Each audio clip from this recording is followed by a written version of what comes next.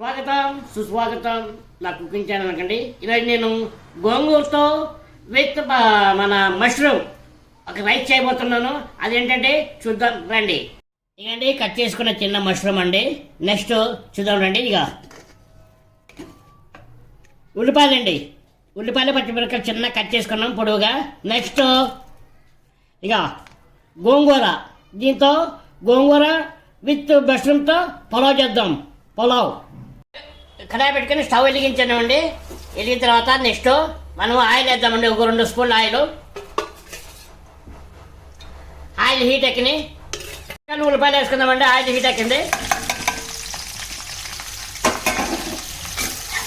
వేసుకుందామండి.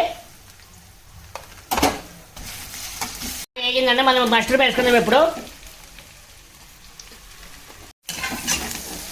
వేసుకుందామండి. తగినంత ధనియాల పొడి వేసుకుందామండి. కలుపుకుందామండి. కొద్దిగా వేసుకుందామండి. ఉడకాలి కదా, ఓకే చాలు.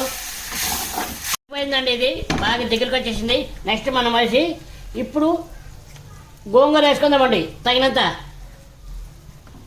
గోంగూర వేసుకుందాం. ఓకే, ఇప్పుడు మొత్తం మిక్స్ చేసుకుందామండి ఒకసారి. గోంగూర బాగా మిక్స్ చేసామండి. ఇప్పుడు మనం నెక్స్ట్ రైస్ వేసుకుందాం. మొత్తం కలుపుకుందామండి ఒకసారి. మసాలా వేసుకుందామండి. బిర్యానీ మసాలా వేసుకుందాం. దీన్ని మిక్స్ చేసుకుందామండి. మొత్తం కరివేపాకు వేసుకుందామండి. నెక్స్ట్ కొత్తిమీర వేసుకుందాం. ఒకసారి మిక్స్ చేసుకుని వదిలేద్దామండి.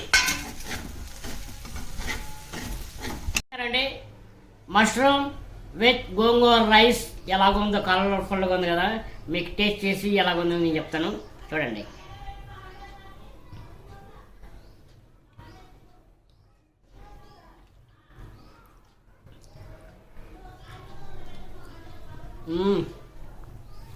చాలా రుచిగా ఉందండి.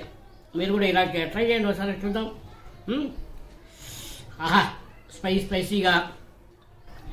అలాగే నా ఛానల్ని లైక్, షేర్, సబ్స్క్రైబ్ చేసుకొని ఆల్ బెల్ ఐకాన్ కొట్టండి. బాయ్.